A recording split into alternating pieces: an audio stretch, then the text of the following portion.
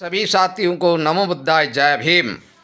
साथियों, आप सबको वैसे तो मालूम है, आप पढ़े लिखे समझदार हो और बाबा साहब को या अन्य महापुरुषों को मानने वाले हो, फिर भी इन पाखंडियों से सावधान रहने की ज़रूरत है। क्या है कि ऐसा कोई मंत्र नहीं है जो पाषाण में यानी पत्थर की मूर्ति में प्राण डाला जा सकता है। ऐसा कोई मंत्र नहीं है।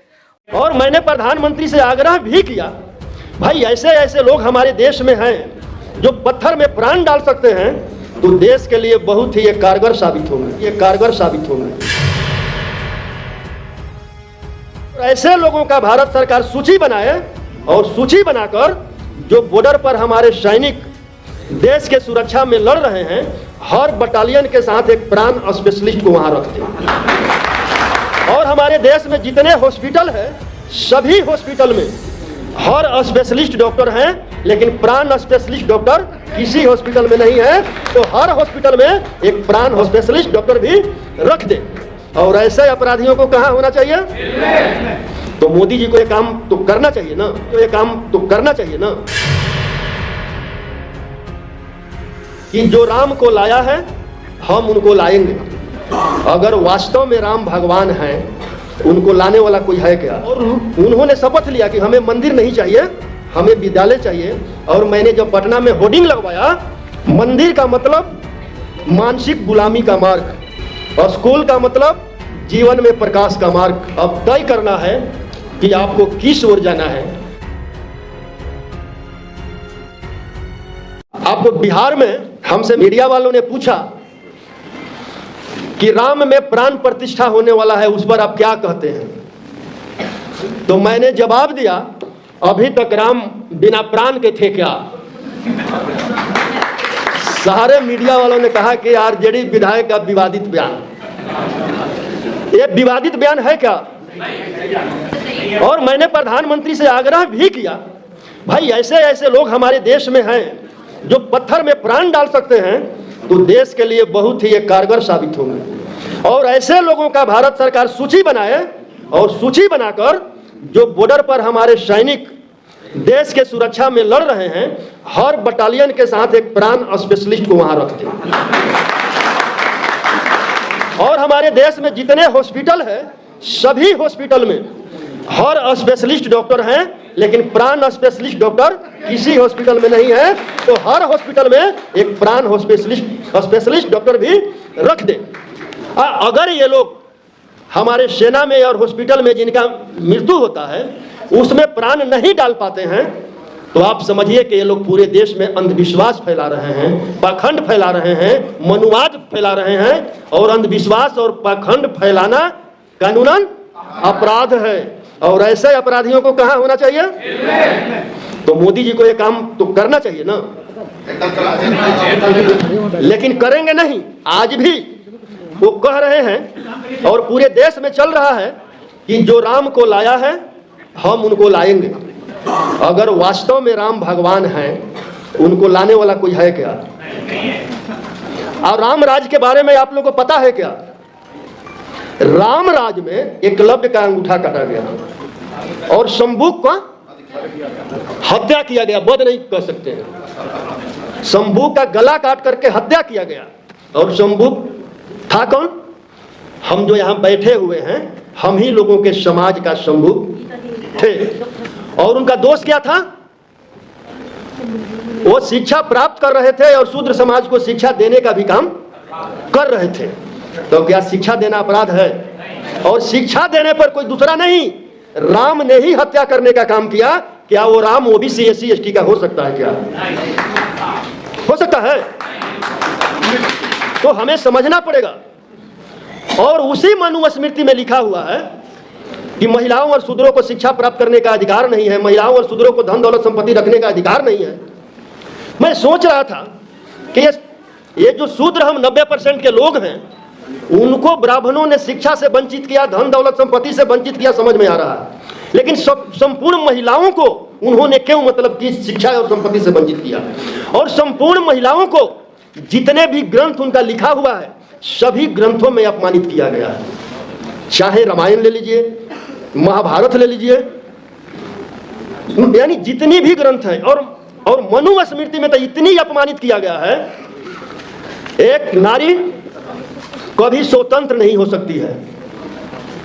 जन्म के बाद पिता के अधीन, पिता के मरने के बाद भाई के अधीन, शादी हो गया तो पति के अधीन, पति मर गया तो पुत्र के अधीन। महिला को कभी स्वतंत्र नहीं रखना है। हम चाहते हैं कि आप सभी लोग संविधान के साथ साथ मनुस्मृति को भी आप लोग पढ़ें।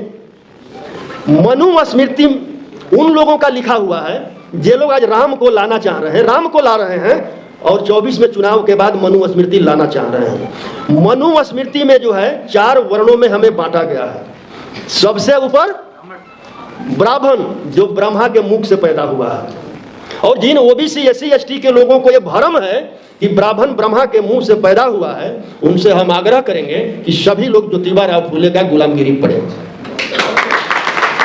और उससे थोड़ा सा नीचे कह लीजिए या नीच कह लीजिए क्षत्रिय, और उसे थोड़ा सा नीच वैश्य। ये वैश्य नहीं जो तेली हैं, हलवाई हैं, सूड़ी हैं, रौनियार हैं, वो वैश्य जो बड़े बड़े पूंजीपति हैं, अडानी और अंबानी जैसे, जो वैश्य जनरल कोटे में आते हैं।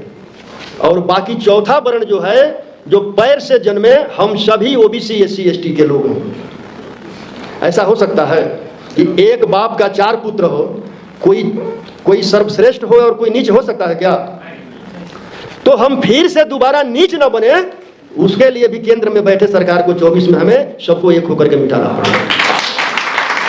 अगर नहीं मिटा पाए तो हम सब 90% के लोग मिट जाएंगे, कोई दूसरा विकल्प नहीं है।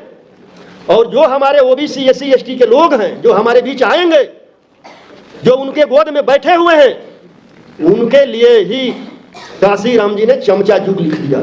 और क्या कहा? हमारे ही लोग कुछ चमचे हो गए हैं जो उनके गोद में बैठकर हमारा सौदा कर रहे हैं। और जिनको जवानी में चमचागिरी करने का लत लग जाता है, वो ताह जीवन दलाली करने का काम करते हैं। वैसे दलालों से सावधान रहना है कि नहीं रहना? तो क्या करना होगा? आरएसएस और बीजेपी वाले एक कुल्हाड़ी का काम कर रहे हैं, और वो कुल्हाड़ी सभी ओबीसी एससी एसटी के लोगों को काट रहा है। लेकिन उस कुल्हाड़ी में जो बेट किसका है?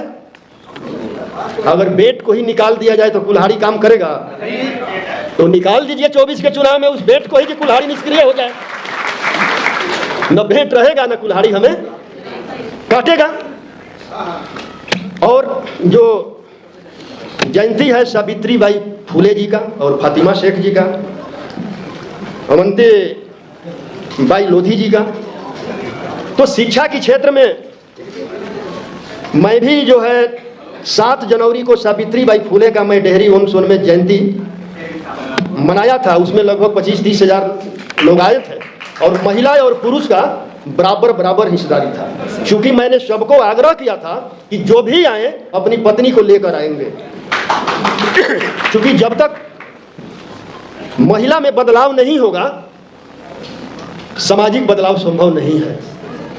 और उस कार्यक्रम के बाद हमारे यहाँ जितना शिव चर्चा वगैरह हो रहा था, सारी महिलाओं ने ढोलक झाल सब ला करके फेंक दिया,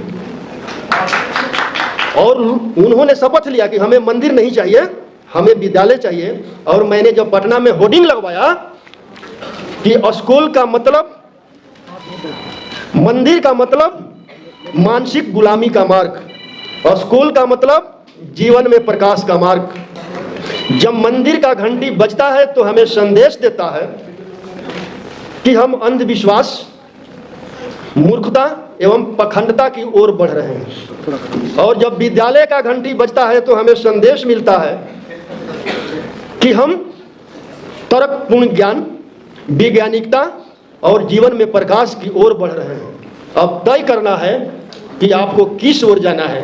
तो आप लोगों ने पूरे अपने घर में टीवी अगर आप लोग देखे होंगे, इस जो सावित्री बाई फूले के स्लोगन पर पूरा देश में गोदी मीडिया ने उसको बवाल किया था। तो हम आप लोगों से आखिरी बार आग्रह करता हूं, क्योंकि बार बार हमें कहा जा रहा है कि अपने बात को समाप्त करिए, कि बस यहां से सभी लोग शपथ लेकर जाएं कि हमें 24 के आने वाला लोकसभा चुनाव में जो भी संविधान के विपक्ष में खड़ा हो, उसे हमको समाप्त करना है। और जो संविधान के बचाने वाले लाइन में खड़े हों उनको जिताकर पार्लियामेंट भेजना है, तभी हम अपने अधिकार और हक का और शिक्षा का जो है उसको हम बचा पाएंगे। बोल रही थी जो पाल समाज की जो बेटी थी, बहुत अच्छा बात बोल रही थी, IAS बनना चाहिए, IPS बनना चाहिए, लेकिन करेंगे क्या आप? आपको जो नई शिक्षा नीति थी 2020 के द्वारा जो लेटरल एंट्री लाया गया है, जिसके द्वारा लगभग 400 संयुक्त सचिव बना दिया गया है, आपके IAS जो बनेंगे अब संयुक्त सचिव तक वो पहुंचेंगे क्या? और उसमें एक भी आपके OBC SC ST के लोग नहीं हैं। तो मैं इसी के साथ अपने वाणी को विराम देता हूं।